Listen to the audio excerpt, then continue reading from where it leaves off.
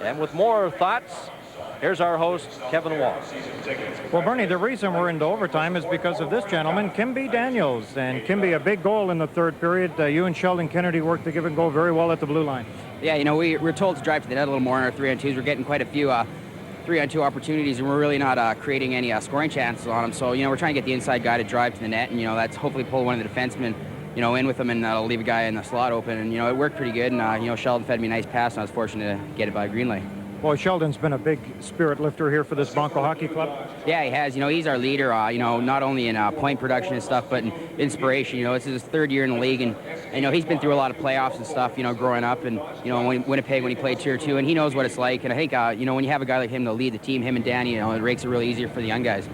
Kimbi, maybe you can talk about the goal. It was your 5th goal of the tournament, probably the most important because it tied the hockey game. Here it is. Describe. Well, you know, I just went inside the defenseman. Sheldon fed me a nice pass, and, you know, I saw the top end of the net open, and I just shot it in there, and I beat Greenlay. I was very lucky to get it up over his shoulder. Here's another look from a different angle. Greenlay's played so well. You must have saw an opening, though. Yeah, I did. You know, he's played extremely well throughout this Memorial Cup, and, you know, I just looked up and I saw, you know, the top of the net open, and I just fired it and tried to get up there as much as I could.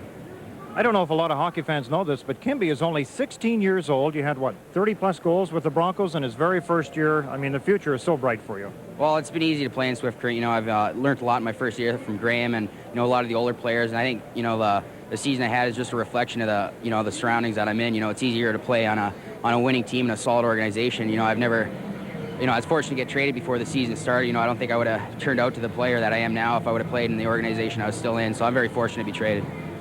I think what's happened, Kimbi, is you got into Swift Current at the right time because you had so many players to look up to. You know, the Sheldon Kennedys, the Tim Tisdales, they were all there, and what a leadership role they have taken on you. Yeah, they have. You know, it's easy. You don't play very much, you know, but it's just as, you know, fun to sit and watch them when you're, you know, they're so great on the ice. And, you know, if you're not playing, you know, you still learn as much just watching them. When you get the ice time, you just try and, you know, do what they do. And, you know, it's really easy, you know, environment to learn in when you play behind such good talent. What about the fatigue factor now in overtime? You played last night against Peterborough.